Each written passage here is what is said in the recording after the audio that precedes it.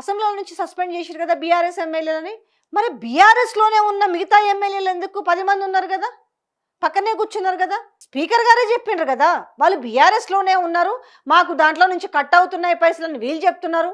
Party మారిన 10 మంది ఎమ్మెల్యేలు మారలేదు అని చెప్పి పచ్చి అబద్ధం చెప్తే ఈరోజు జనాల ముందు పచ్చిగా దొరికిపోయిండ్రు కదా.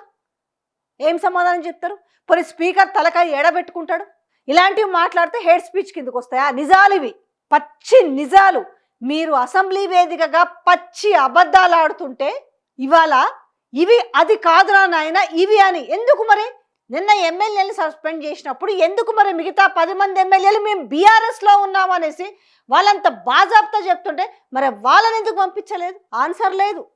ఇవి కదా మేము చెప్తున్నాము, ఇవి కదా బయటకు తీసుకొస్తున్నాము. నొప్పి ఎక్కడో నిజాలే అని. ఎంత ఘోరమైన అబద్ధాలంటే అసెంబ్లీలో, అసలు అసెంబ్లీ పెట్టాలంటే పచ్చి అబద్ధాలు ఎట్లా, అసలు అబద్ధాలు ఆడటం ఎట్లా అనేది తెలంగాణ అసెంబ్లీ జరుగుతున్న విషయంలో చూడొచ్చు. నేను తెలంగాణ వరకు మాట్లాడుతున్నా. బాగా ఇది అసెంబ్లీ అంటే అబద్ధం అనే కాడికి తీసుకొచ్చారు.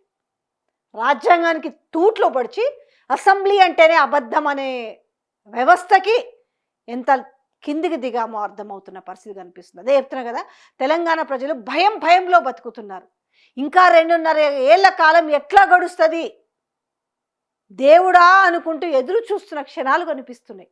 మీరు చెప్తున్న దానికి, ప్రజలు అనుభవిస్తున్న దానికి మీరేమో అంతా బాగుంది ఇది మా ప్రజాపాలన అని చెప్తుంటే వాళ్ళు ఇది ప్రజాపాలన కాదు రాక్షస పాలన అనుకుంటూ ఈ రాక్షస పాలన ఎప్పుడు పోతుందా అని చూసుకుంటూ ఉన్నారు. ఇట్లా ఉంది తెలంగాణలో పరిస్థితి.